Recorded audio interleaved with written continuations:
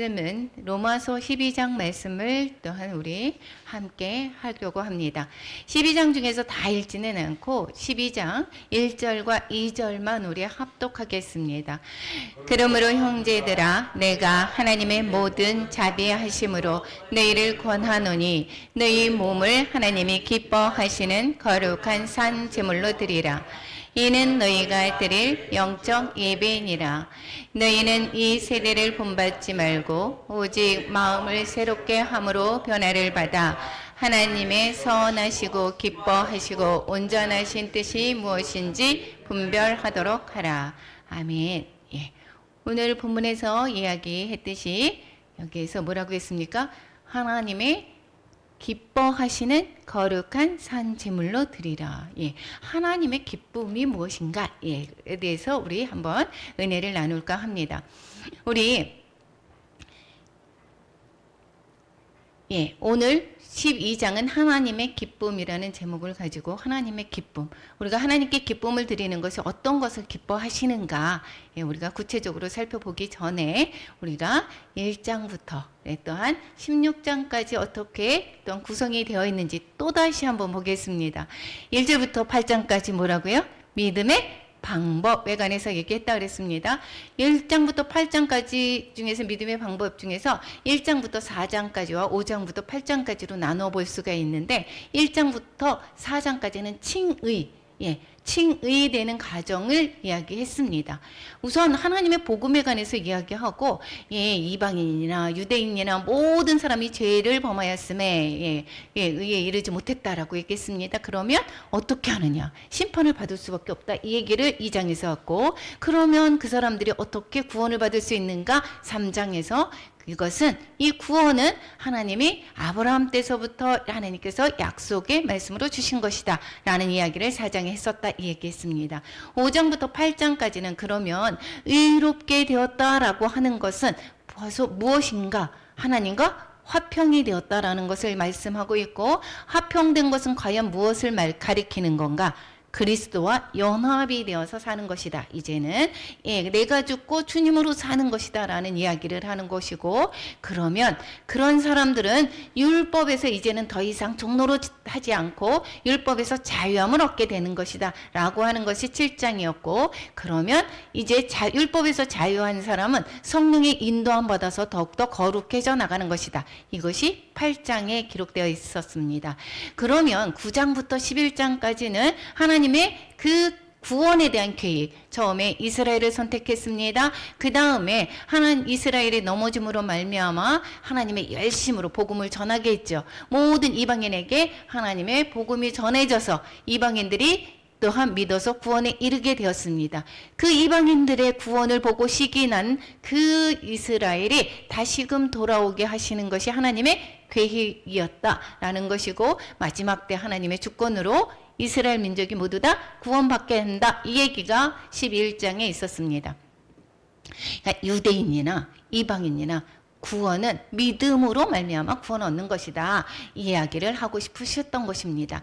그리고 12장부터 이제는 실천에 해당되는 것을 말씀하고 있습니다. 12장부터 16장까지 삶의 방법에 관해서 말씀하고 있는데, 하나님이 기뻐하시는 순종의 삶, 기쁘시게 하는 순종의 삶이 12장부터 16장 중에서 오늘 하나님의 무엇을 기뻐하시는가?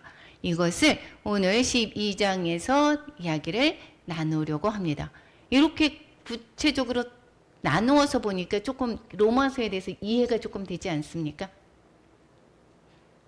된다고 말씀 좀 해주세요. 이거 지금 얼마나 왔습니까? 지금 12장, 11번, 11번을 계속해서 반복했습니다. 12장에. 오늘은 그러면 하나님을 뭐라고 기뻐하시냐? 산제사로 하나님을 기쁘게 할 수 있다 이렇게 말씀을 했고, 그리고 하나님의 기쁨이 되는 것을 산제사를 5가지, 예배생활, 사회생활, 교제생활, 전도생활, 공동체생활, 이것이 12장부터 16장까지의 설명에 있습니다. 그래서 로마서에서 의인은 믿음으로 말미암아 살리라 이렇게 했잖아요. 그래서 이 살리라에 대한 체계적이고 논리적인 것을 이 설명하는 것이 12장부터 16장까지다라는 것입니다. 우리가 믿음으로 구원받았습니다. 우리가 어떻게 살아야 되는가? 과연 오늘 12장에서 말씀하시는 하나님의 기쁨에 관해서는 어떻게 설명하고 있는가? 12장을 조금 나눠보면 1절부터 8절, 9절에서부터 21절. 그럼 먼저는 영적 예배를 하나님이 기뻐하신다 이렇게 얘기했습니다. 그래서 이 영적 예배가 어떠한 기쁨이냐? 하나님께서 기뻐하시는 영적 예배가 어떤 것이냐? 산제물의 삶이다라는 것입니다. 그래서 내가 죽고 예수로 사는 것, 나중예사가 바로 산제물의 삶이다라는 것이고, 이것은 섬김의 본을 따라서 은사들을 활용하는 것입니다. 주어진 은사들이 각각 다르죠. 섬기는 자는 섬기는 것으로, 가르치는 자는 가르치는 것으로, 이렇게 합력해서 선을 이루는 것입니다. 하나님의 나라는 혼자서 하는 것이 아닙니다. 함께 하는 것이다 라는 것을 이야기를 하고 있습니다. 12절부터 이제 9절부터 21절까지는 하나님께서 선을 행할 때 기뻐하신다 이 이야기를 하고 있습니다. 산제물의 열매, 즉 내가 죽고 주님으로 살 때에 그것은 열매가 생기죠. 선으로 악을 이기고 원수를 사랑하는 열매가 생깁니다. 이래서 하나님께서 선을 행하는 그러한 기쁨이다라는 것입니다. 이제 너무 간단하죠. 12장에서 하나님의 기쁨이다라고 했습니다. 산제물이 되는 기쁨. 또 하나는 뭐라고요? 선을 행하는 기쁨이다 라고 얘기했습니다. 그러면 첫 번째 1절부터 8절까지 살펴보면 영적 예배의 기쁨에 관해서는 우리 자신을 거룩한 산 제물로 드릴 때 하나님은 기뻐하신다 라고 얘기했습니다. 여기에서 그냥 뒤에 거 아무것도 몰라도 한번 보면 어떻게 될까요? 우리를 거룩한 산 제물로 드릴 때, 산 제물로 드리는 건 무엇입니까? 내가 죽고 주님을 위해서 사는 거겠죠. 이것이 산 제물입니다. 그럴 때 하나님께서 기뻐하신다라는 것입니다. 나를 위한 삶이 아니라 하나님을 위한 삶이다라는 것이고, 하나님을 위한 삶은 과연 또 무엇이냐? 9절에서부터 21절까지 하나님이 기뻐하시는 삶이, 하나님이 기뻐하시는 삶, 하나님이 이웃을 사랑하라라고 했잖아요. 하나님을 사랑하고 이웃을 사랑하는 거. 이웃을 위해서 선을 베푸는 거. 이것이 바로 하나님께서 기뻐하시는 삶이다. 이것이 12장 전체의 내용인 것입니다. 1절에서 시작합니다. 12장 1절.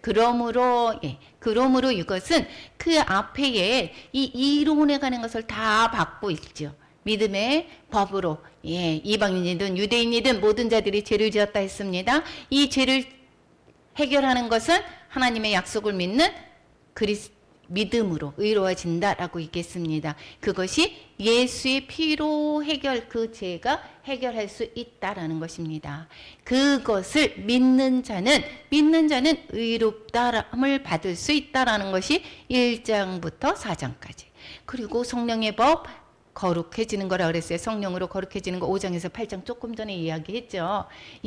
여기에서 이 성령으로 인도받는 삶이 바로 5장에서부터 8장까지 있었고, 구원자에 관해서 하나님이 선택했고, 열심히 썼고, 주권으로 하나님께서 이방인들을 구원하시고 나중에는 이스라엘을 남은 자들을 구원한다라는 이야기가 있었다라고 했습니다. 그러니까 이렇게 시작을 하는 것입니다. 그러므로 형제들아, 내가 모든 자비하심으로 너희를 권하노니 너희 몸을 하나님이 기뻐하시는 거룩한 산 제물로 드리라. 이는 너희가 드릴 영적 예배니라. 영적 예배는 삶을 드리는 예배다라는 의미라는 것입니다. 우리가 주일에 와서 수요 예배, 금요 예배 다 예배를 드립니다. 그렇지만 이 영적 예배니다. 이것이 뭐라고 얘기했습니까? 거룩한 삶 제물로 드리는 것이 영적 예배다라고 얘기했습니다. 그것이 삶이군 예배가 되어야 된다라는 것입니다. 그러니까 산 제물로 드려지는 영적 예배를 통해서 하나님을 기쁘게 할 수 있다라는 것을 말씀하고 있습니다. 우리는 예배를 드려서 끝났어. 그 다음에는 어떻게 해요? 세상 사람들과 똑같이 생활한다. 이것은 하나님이 기뻐하지 않는다. 이야기를 하고 있는 거죠. 결국은. 그렇죠? 그래서 이 나가서도 어떻게 해요? 하나님의 그 자녀로서의 본분을 다하는 삶. 이것이 우리는 그래도 이 세상 사람들과 접하는 기회가 정말 적잖아요. 이렇게 이제 나이가 들었고 그러다가 보니까 이 청년들이 그렇게 계속해서 부딪히지 않습니까? 많은 사람들을 부딪힐 때마다 여기에서 자신을 믿음으로 지켜나가는 것이 결코 쉽지 않습니다. 그러한 사람들이 정말 산 제물로 드릴 수 있는 것은 자기가 죽고 자기를 내세우지 않고 그 와중에서도 어떻게 보면 왕따의 삶을 사는 것인지 모릅니다. 그럼에도 불구하고 하나님의 말씀대로 살아가는 것, 이것이 바로 영적 예배의 삶이다라는 것을 말씀하고 있습니다. 영적 예배의 기쁨을 이제 요것을 레위기하고 한번 비교를 해보면 27장까지 있죠. 레위기가 27장까지 있고 1장에서부터 10장까지는 5대 제사에 대한 내용이 나옵니다. 번소와 속속. 예, 기억하십니까? 번제, 소제, 속건제, 속죄제. 번소화, 화목제가 가운데 있었고, 예. 이 5가지 제사에 내리는 내용을 얘기하고 있습니다. 제사의 목적은 죄인의 구원입니다. 그래서 이 죄인을 구원을 위해서 바치는 제물 있죠, 제물. 이 제물을 통해서 내 죄를 속해고, 그리고 하나님과 화평이 되는 것이고, 내가 죄가 있는 것, 이거 갚아야 되는 거, 속건제를 해야 되는 거고, 이런 모든 죄들이 그 제물에 해당되는 것이 예수 그리스도를 의미하는 것을 말씀하고 있습니다. 그러니까 예수 그리스도의 제사의 목적의 5대 제사, 이것은 바로 예수님의 제물이 된 것이고, 그것을 믿을 때에 우리는 어떻게 해요? 죄에서 구원받게 되는 것입니다. 그리고 21장에서부터 27장까지는 5대 거룩에 관해서 이야기를 하고 있습니다. 음질문, 직절, 음식, 질병, 문홍화, 직분, 절기에서 거룩해라. 모든 것에서 거룩한 삶에 관해서 이야기하는 것이 이 레위기의 내용입니다. 그러면 5대 거룩이다. 이것은 지금으로 얘기하면 거룩한 삶, 즉 산 제물이 되는 삶이 지금 우리의 오늘 영적 예배니라라고 이야기하는 너희들이 산 제물이 되는 삶, 이것을 말씀하고 있다라는 것입니다. 그러니까 주님을 기쁘시게 하기 위해 드려지는 산 제물과 같은 그러한 삶이, 예배가, 영적 예배의 삶이 이 5대 거룩에 속하는 것입니다. 음식에서도, 여기에서 레위기 이야기하면 음식에서도, 질병에서도, 진병에서도 우리가 격리를 하죠. 여기에서 했을 때. 그리고 문화에서도 어떻게 해요? 예. 하나님을 섬기는 자로서의 하나님 믿음의 고백의 삶을 살아야 되는 거고, 직분, 절기, 모든 것에서 거룩을 유지해야 된다라는 삶을 이야기하는데, 우리가 지금 현재에서의 삶에서 어떤 모든 삶에서 다른 사람들과 구별되는 하나님의 말씀대로 순종하며 살아가는 산 제물과 같은 삶을 이야기하고 있는 것입니다. 그러니까 우리의 삶은 이 레위기가 왜 중요합니까? 5대 제사는 우리 죄를 처리하는 문제, 5대 거룩 삶에서 드러내는 문제다라는 것이고, 그것이 우리가 바로 믿음의 고백으로 예수님의 그 그리스도의 피로 말미암아 우리의 죄를 속죄함 받았다라고 하는 구원의 고백과, 그 다음에 어떻게 해요? 구원의 삶으로 우리가 나누어서 볼 수가 있다라는 것을 알 수가 있는 것입니다. 그러면 이렇게 살기 위해서 2절에 얘기합니다. 산 제물로 드려라. 이렇게. 이것이 영적 예배니라. 이렇게 하려면 어떻게 해야 된다고요? 이 세대를 본받지 말아야 된다. 이 세대는 어떤 세대예요? 자기를 위한 삶이죠. 이기적인 삶이죠. 그런데 이타적인 삶을 살아라라는 얘기입니다. 그리고 오직 마음을 새롭게 하라라고 했겠습니다. 옛 사람은 이제는 옛것은 죽었죠. 새로운 피조물이 됐습니다. 이제는 새로운 피조물로서 이제는 새롭게 마음을 갖고 하나님의 말씀으로 거듭나는 것입니다. 옛 생각으로 사는 것이 아니라 하나님의 말씀으로 사는 것입니다. 그래서 변화를 받아서 이제는 하나님이 하나님이 옳다고 하는 것, 선하다고 하는 것, 하나님이 기뻐하시는 것, 하나님이 온전하신 뜻이 무엇인지를 분별해서 우리가 어떻게 하라고요? 그렇게 살으라라는 이야기를 하고 있습니다. 만약에 하나님의 세상을 본받고 있으면 하나님의 뜻을 알 수 있습니까? 없습니까? 없습니다. 그래서 하나님의 뜻을 분별하지 못하는 영적인 소경 상태가 되는 것입니다. 그래서 세상에서는 이 정치를 하는 것을 딱 보면 나라를 망하게 하고 싶겠습니까? 그들은 잘 가꾸려고 이야기를 하죠. 이쪽에서 이야기하는 것, 이쪽에서 이야기하는 것 다릅니다. 근데 어떤 것이 바로 나라를 위한 것일까요? 그러면서 서로 싸웁니다. 서로 이것이 맞는 것이다. 그러니까 이렇게 주 안에서 하나님의 선하시고 기뻐하시고 온전한 뜻을 모르는 경우에는 내 생각이 옳다고 생각합니다. 내 생각이 바르다라고 생각합니다. 세상이 말하는 것들이 바르다라고 생각합니다. 이렇게 세상적인 눈과 세상적인 것을 바라보고 세상적인 그걸 본받고 있는 그런 모습에서는 영적인 것을 어떻게 해요? 영적인 소경 상태가 될 수밖에 없다라는 것입니다. 그래서 우리는 세상을 본받는 것이 아니라 하나님이 과연 무엇이라고 말씀하는가. 그래서 우리는 하나님의 말씀을 자꾸 읽어야 되는 것입니다.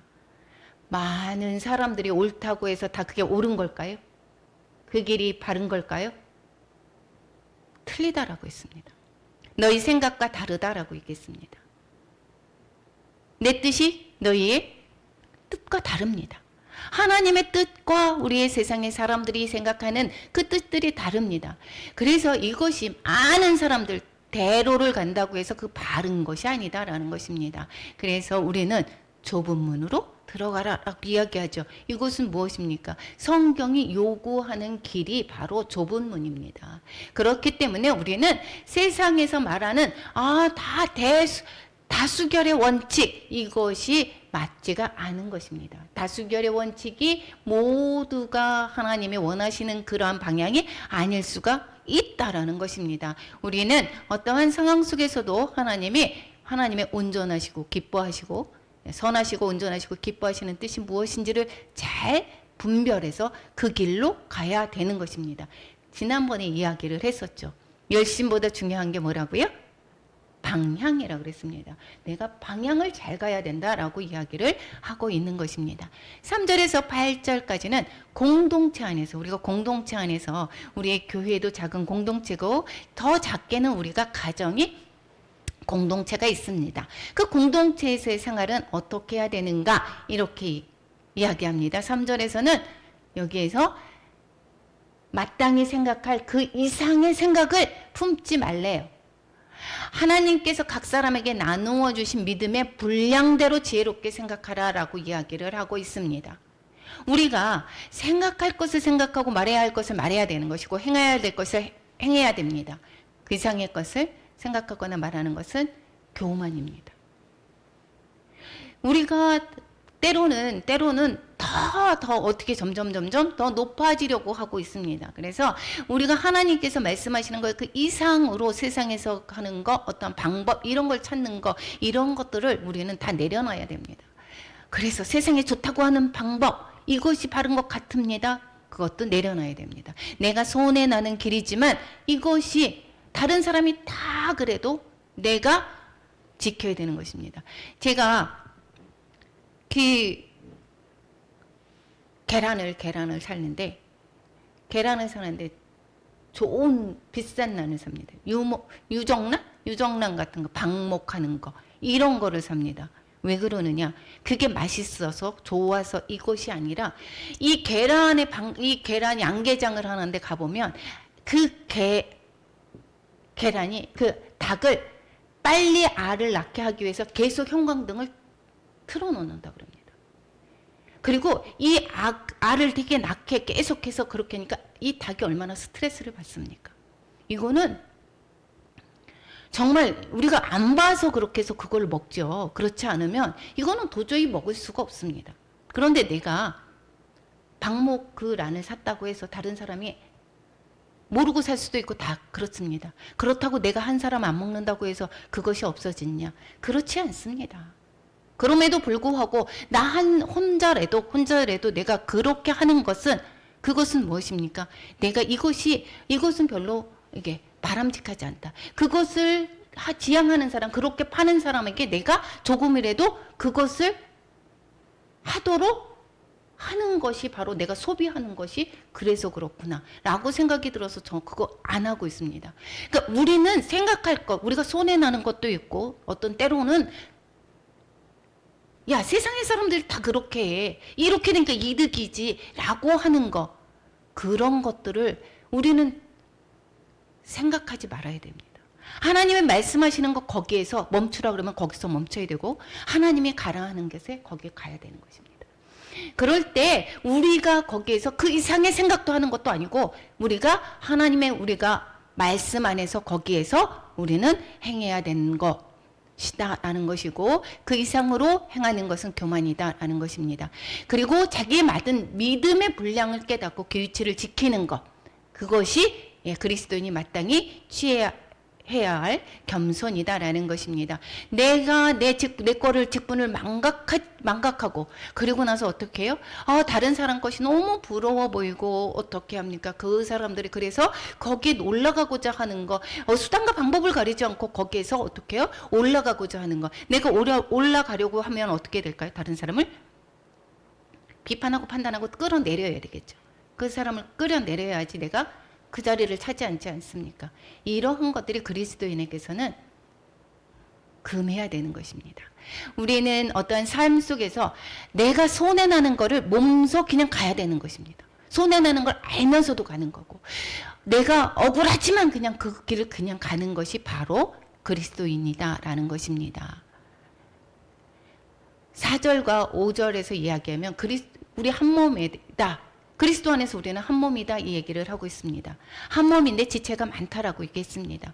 그래서 우리가 때로는 보면 우리가 한 몸입니다. 한 몸에 손도 있고 발도 있고 다 있습니다. 그래서 내가 오른손만 계속해서 썼다 이렇게 얘기를 했습니다. 그러면 어떻게 될까요? 오른손이 금방 거의 기능을 상실할 수가 있습니다. 우리는 그리고 효과 면에서도 어떻게 될까요? 하기가 쉽지가 않습니다. 배치장도 맞대로 해놨다라고 얘기를 하죠. 우리 한 몸에 많은 지체를 가졌습니다. 그러면 그 지체가 이 같은 것을 하는 것이 아니고 각각의 기능이 다르다라는 것입니다. 왼손이 오른손잡이일 때 왼손이 받쳐주기도 하고, 그럴 때에 우리 함께 할 때에 어떻게 돼요? 선을 이루게 된다라고 이야기하지 않습니까?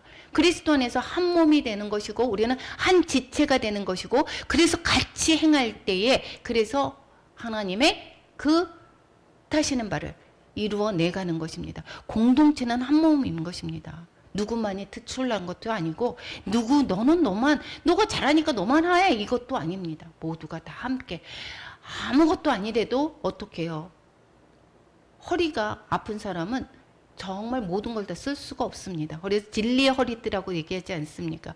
진리로 우리가 무장이 되어져 있는 상태에 오른손이 할 일이 있고 왼손 할 일이 있고 다리가 할 일이 있고 또 우리가 각각의 기능이 다 다릅니다. 그래서 우리는 한 몸으로서의 지체인 것을 기억하시고 우리가 함께 할 때 그럴 때에 그러한 선을 이루어가는 것을 우리는 깨달으시기 바랍니다.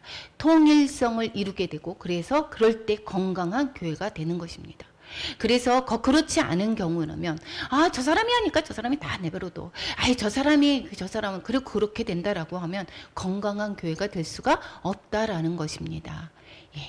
그리고 우리에게 그러면 다 각각이 다릅니다. 근데 그것을 우리에게 주신 은혜대로 하는 것입니다.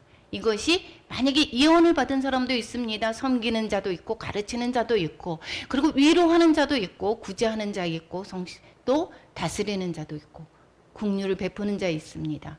그러면 이 사람들이 다 각각의 그 역할을 하는 것입니다. 모든 사람이 한 사람이 목회자가 한 분이 또 담임 목사님이 모든 것을 다 할 수가 없는 것입니다.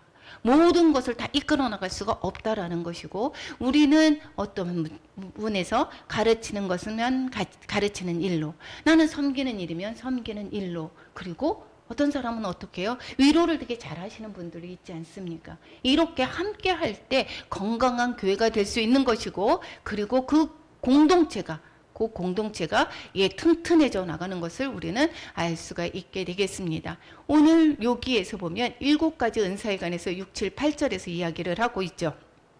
그래서 예언이다라고 얘기했습니다. 예언에는 믿음의 분수대로 하라고 얘기합니다. 믿음을 넘어서는 것이 안 됩니다. 그러면 어떻게 돼요? 여기 자칫 예언을 자칫한다라고 했을 때 내 마음대로 하게 되면 이것은 완전히 예수 무당이 되는 것입니다. 예수님을 팔아서 무당 역할을 하는 것입니다. 그래서 우리는 믿음과 일치해야 되고 하나님의 말씀과 완전히 일치해야 된다라는 것을 기억하시기 바랍니다. 섬김은 실제적인 봉사를 말하는 것입니다. 우리가 이 내일 우리 수련회가 있죠. 수련회 있을 때도 우리가 몇몇이 하지만 그렇지만 섬기는 인거 이것도 바로 그 은사를 가진 자들이 하는 것입니다. 그분은 섬기는 사람 저번만 하고 있어. 이렇게 하지만 또 다른 부분은 다른 사람은 또 어떻게 해요? 또 다른 가르치는 일로 또 하기도 하고 어떤 사람은 또 위로해주고 상담해주기도 하고 이렇게 하죠.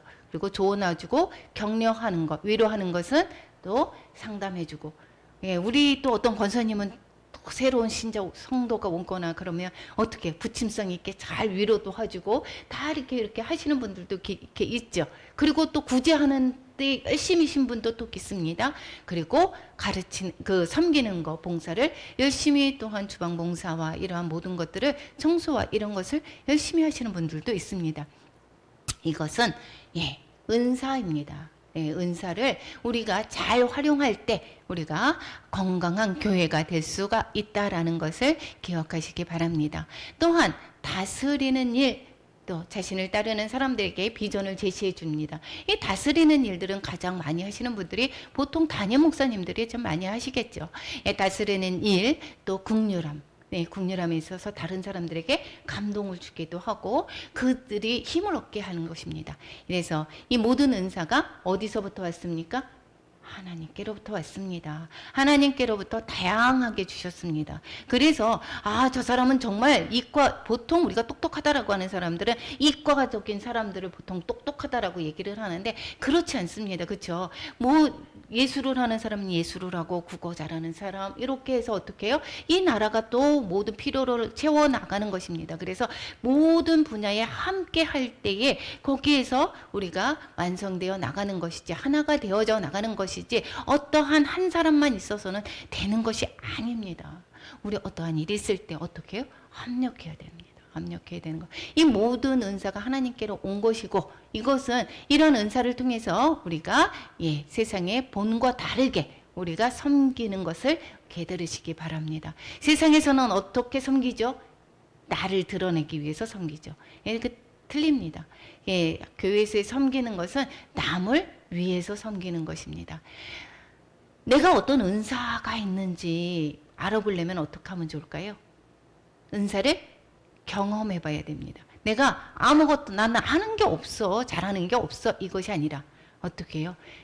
다양한 것을 섬김을 시도해 봐야 됩니다. 그랬을 때에 내가 이거 잘 맞아 라고 하는 게 있어요. 그러면 그것이 바로 그들의 은사인 것입니다. 그래서 은사 진단은 어떻게 되느냐? 다양한 것을 시도해 봤는데 어떤 일을 할 때 내가 기쁨이 더 가득하고 내가 좀 어렵지 않게 쉽게 할 수 있는 것 이런 것이 바로 나에게 주신 은사다라는 것을 알 수가 있습니다. 그래서 내가 어떤 문제를 가장 먼저 알아차리는가 또 똑같이 했을 때에 거기에서 두각을 나타내는 사람들이 있죠. 그런 분들이 그 분야의 은사인 것입니다. 그리고 부담감을 느낄 때 이것은 제가 보니까 은사가 아니야. 이렇게 할 수가 있습니다. 그래서 내가 잘하는 장점에 대해서 상대방에게 의견을 듣는 것입니다. 어떤 사람은 음식을 하는 거에 너무 쉽게 하는데 어떤 사람은 그것이 어떻게 돼요? 스트레스가 될 수 있죠. 그거는 그 사람의 은사가 아닙니다. 그런 것을 우리는 잘 파악할 수가 있게 되겠습니다.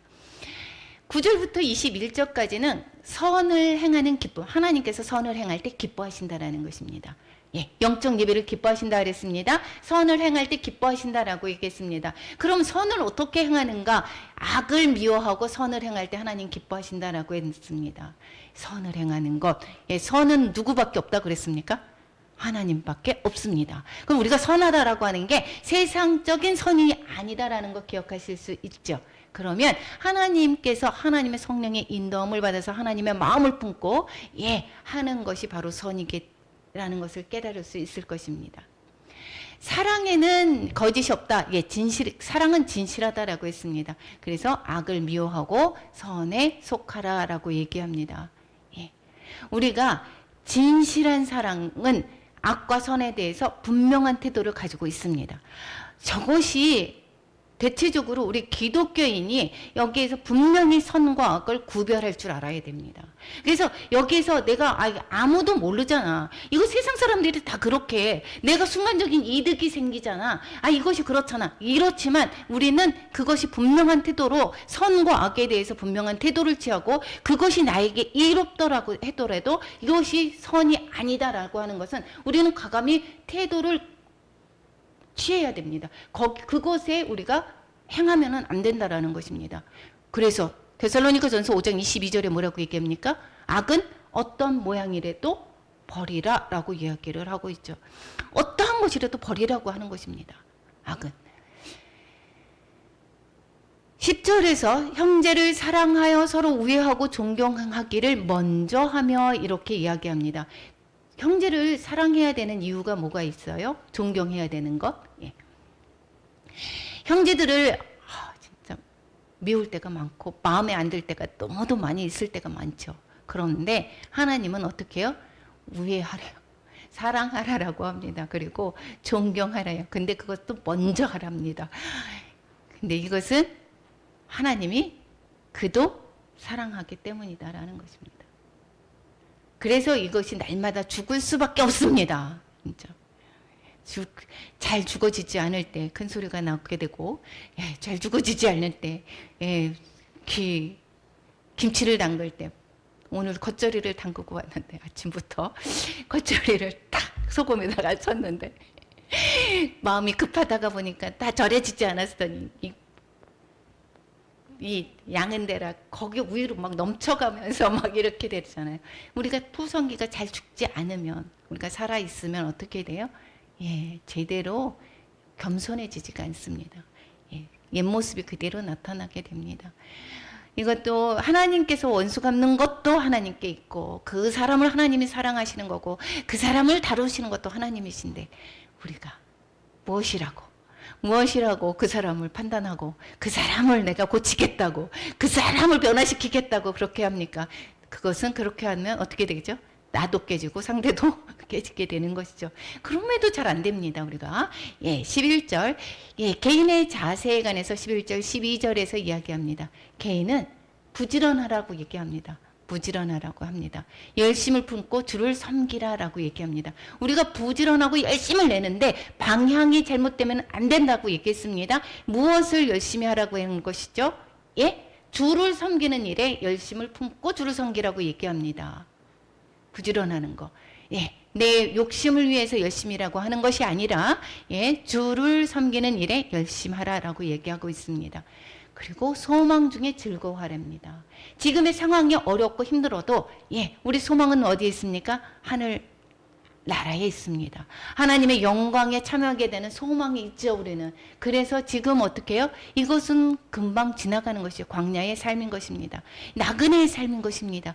여기에 소망을 두고 있다라고 하면 우리는 어떻게 해요? 매일같이 욕심으로 평안하지가 않습니다. 우리는 그래서 소망 중에 즐거워할 수가 있는 것입니다. 지금 고난이 있어도 지금의 형편이 안 좋아도 우리는 하나님의 영광에 참여하게 될 것을 알기 때문에 현재는 지나가는 순간에 즐거워할 수 있는 것입니다.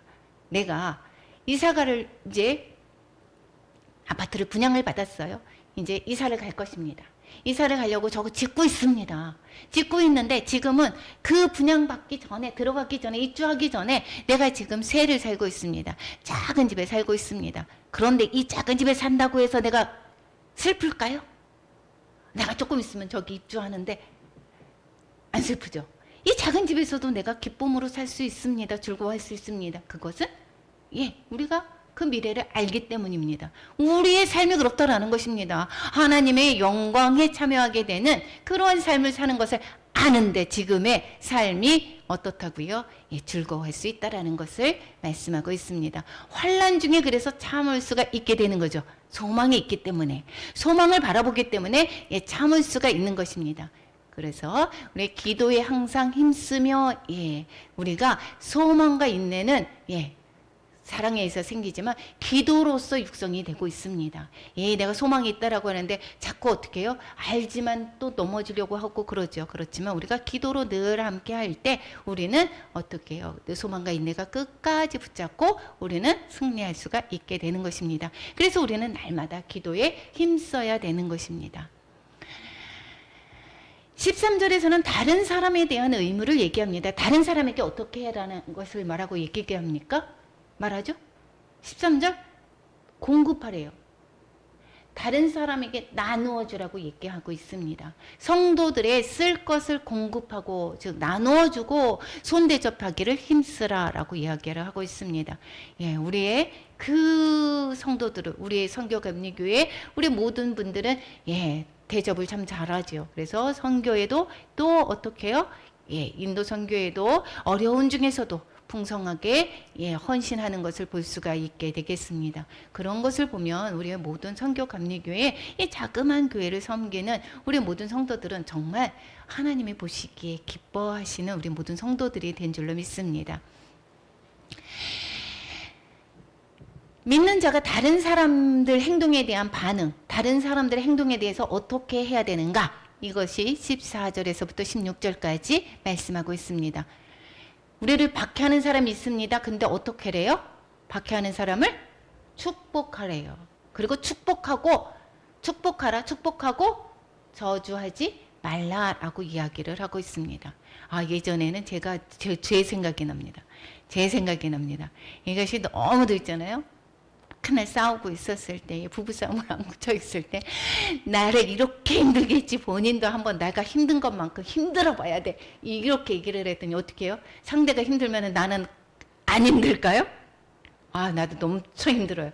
이것은 어떻게 해요? 잘못된 것이죠. 결국은 자기한테 옵니다. 이것은 상대를 축복하는 것이 어떻게 해요?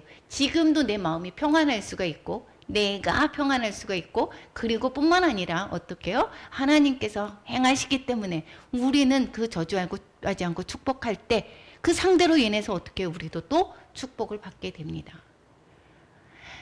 15절에 보면 즐거워하는 자들과 즐거워하랍니다. 다른 사람들이 잘 나가는 거 보면 같이 기뻐하기 쉽지 않습니다. 오히려 슬퍼하는 것을 더 쉬울 수가 있습니다. 그런데 잘 나가는 거, 즐거워하는 자들과 함께 즐거워하라는 것입니다. 이것은 어떻게 하느냐? 정말 왜냐? 상대는 곧 어떻게 해요? 상대는 나를 사랑하듯이 상대를 사랑하는 거니까 상대가 어떻게 해요? 좋은 일들이 바로 내 좋은 일이다라는 것입니다. 그렇기 때문에 즐거워할 수가 있게 되는 것이고 상대의 슬픔이 바로 내 슬픔이다라는 것입니다. 그래서 우리는 함께 할 수가 있게 됩니다. 서로 마음을 같이 하며 높은 데 마음을 두지 말라라고 얘기하고 있습니다. 우리가 스스로 지혜 있는 채 하지 말라라고 이야기하고 있습니다. 이것은 계속해서 때로는 이게 상대방에 관해서 때는 가서 어떻게 해요? 비판하고 판단할 수 있습니다. 저 사람 왜 저래? 저 사람 왜 그래? 이 모양이야. 이렇게 할 수 있지만 하나님의 말씀을 보면 저는 더 나은가요?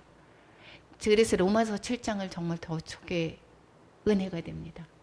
하나님의 율법에 보면 제가 죄인인데 막 뭐라고 얘기를 했다가도 뒤돌아서 보면 나는 뭐 별다른가?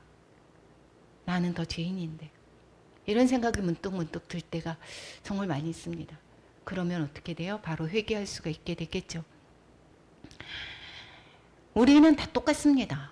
그래서 계속해서 하나님의 말씀을 내가 가까이 해야 할 때 여기에서 하나님의 말씀이 내가 나를 움직일 수 있지, 하나님의 말씀을 지식으로 아는 거와 내가 매일같이 양식으로 먹는 거와 다릅니다. 그렇지 않으면, 양식으로 먹지 않을 때는 계속해서 내 옛 자아가 대로 어떻게 해요? 행동하고 말하고 또한 얘기합니다. 이러한 것들을 우리는 계속해서 우리는 분별하고 나를 자신을 돌아봐야 될 것입니다. 그래서 마태복음에서도 이야기를 하고 있죠. 우리를 마태복음 5장 44절, 잠언서 3장 7절, 로마서 1장 21절 한번 같이 읽겠습니다. 나는 너희에게 이르노니 너희 원수를 사랑하며 너희를 박해하는 자를 위하여 기도하라. 스스로 지혜롭게 여기지 말지어다. 여호와를 경외하며 악을 떠날지어다. 하나님을 알되 하나님을 영화롭게도 아니하며 감사하지도 아니하고 오히려 그 생각이 허망하여지며 미련한 마음이 어두워졌나니 스스로 지혜 있다 하나 어리석게 되어. 우리의 세상의 지혜는 정말 어리석습니다. 그래서 우리는 하나님 앞에서 우리를 모습을 항상 봐야 될 것이고, 그래서 겸손하게 있어야 될 것이고, 그리고 원수를 사랑하는 마음이 되어야 될 것입니다. 내가 할 수 있습니까? 할 수 없다라고 읽겠습니다. 그래서 8장에서 로마서 8장에서 이야기하듯이 성령의 인도함을 받아야 될 것입니다. 믿는 자들과 믿지 않는 자들과의 관계는 그럼 어떻게 하는가? 아무에게도 악을 갚지 말고 뭐라고 했어요? 모든 사람 앞에서 선한 일을 도모하라 라고 얘기합니다. 악으로 악을 갚는 것은 어떻게 되는 거냐? 내가 악으로 갚는 것도까지도 못하면서 내가 속으로 나만 어떻게 해요? 분을 품고 있으면 내 안에 몸만 상합니다. 그래서 남을 죽이려고 하다가 어떻게 해요? 남을 용서하지 못하는 것은 다른 사람에게 사약을 먹이려고 하다가 자신이 먹는 거라고 얘기를 했어요. 다른 사람을 죽이려고 하는데 이것이 바로 자기를 죽는 것이 용서하지 못하는 것이다 라고 이야기합니다. 그래서 악으로 갚는 것은 영적 전쟁에서 싸우지도 못하고 악에게 패배하는 것입니다. 내 안을 지옥으로 만드는 것입니다. 그래서 모든 사람 앞에서 선을 도모하라. 상대방을 위해서라기보다도 하나님은 우리 자신을 위해서 악으로 갚지 말라라고 이야기를 하고 있습니다. 그리고 18절에 모든 사람과 더불어 화목하라라고 이야기를 하고 있죠. 하나님과 화목한 자는 어떻게 해요? 이웃과도 화평해야 되는 것입니다. 화평케 하는 자가 뭐라고 했습니까? 복이 있는 것입니다. 하나님의 아들이라 일컬음을 받을 것이요. 하나님의 아들이라 일컬음을 받는 자는 화평하게 하는 자다 이렇게 얘기하는 것입니다. 하나님의 아들들은 누구예요? 모두 다 화평케 하는 자다라는 것을 기억하시기 바랍니다. 그리고 선으로 악을 이기라 라고 얘기했습니다. 악을 이기는 방법은 어떻게 하라고 그랬습니까? 선으로. 원수 갚는 것은 하나님께 있다라고 얘기했습니다. 그리고 하나님께서 있다라고 얘기를 했고, 하나님의 진노하심에 맡기고 너희는 어떻게 하라고요? 선으로 갚으라고 얘기했습니다.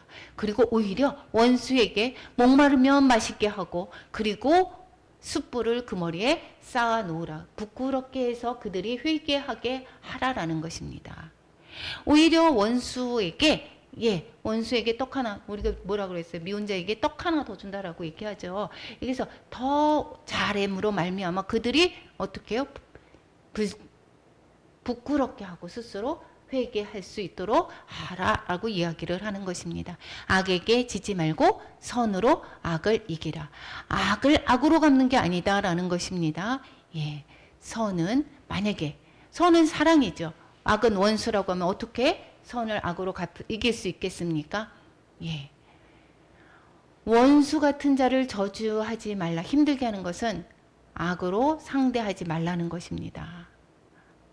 그리고 선으로 악을 이기라는 것은 사랑으로 축복하라는 것입니다. 그래서 우리가 미운 자, 힘들게 하는 자, 우리는 축복하고 저주하지 말라라는 것입니다. 두 원수의 종류가 있습니다. 예수 믿지 않는 원수 있습니다. 그것을 사랑하는 것, 이것은 전도하는 것입니다. 그리고 예수 믿는 원수를 사랑하는 것은 내가 먼저 은혜를 받아서, 내가 은혜가 풍성해져서 저 사람에게 손을 내밀어 주는 것이 바로 원수를 사랑하는 것입니다. 우리가 모두가 먼저 은혜를 받는 자가 되시기를 축원합니다. 그리고 12장의 포인트를 전체적으로 다시 한번 이야기하면 하나님을 기쁘시게 하는 것이다 라고 얘기했습니다. 12장의 전체 내용이 뭐라고요? 하나님을 기쁘시게 하는 것이 무엇인가? 하나님의 기쁨이다 라고 했습니다. 무엇이라고 했어요? 영적 예배가 하나님을 기쁘게 한다라고 그랬고, 그 다음에 선으로 악을 이기는 선을 행하는 것이 하나님이 기뻐한다라고 하는 것이 바로 12장의 전체의 내용이다라고 얘기했습니다. 그러면 우리는 어떻게 삶에서 적용해야 되는가? 주일 성수뿐 아니라 어떻게 해요? 우리의 삶의 예배, 다른 사람을 만나거나 직장에서 우리는 어떻게 해야 되는가? 가정에서 어떻게 해야 되는가? 가르쳐주고 있습니다. 삶도 예배도 삶의 예배가 중요하다 이야기하고 있습니다. 두 번째, 마음을 새롭게 해서 하나님의 뜻을 잘 분별하라고 얘기하고 있습니다. 나의 은사가 무엇인지 깨닫고, 여러분의 은사는 각자 잘 아십니까? 은사가 무엇인지 깨닫고 하나님의 사랑, 이웃사랑을 실천하자. 내가 나에게 받은 그 달란트로 하나님을 섬기는 것입니다. 그것이 하나님을 섬기는 것은 바로 이웃에게 실천하는 것이죠. 그리고 이웃사랑을 실천하면 가장 행복해지는 사람이 상대가 아니라 바로 누구라고요? 나다라는 것입니다. 그리고 모든 것이 사랑이 아니면 아무것도 아닙니다. 사랑이 바탕이 되지 않은 봉사는 진정한 봉사가 아닙니다. 그렇죠? 하나님이 기뻐하시는 것이 아니다라는 것입니다. 사랑이 기초가 되어야 되는 것입니다.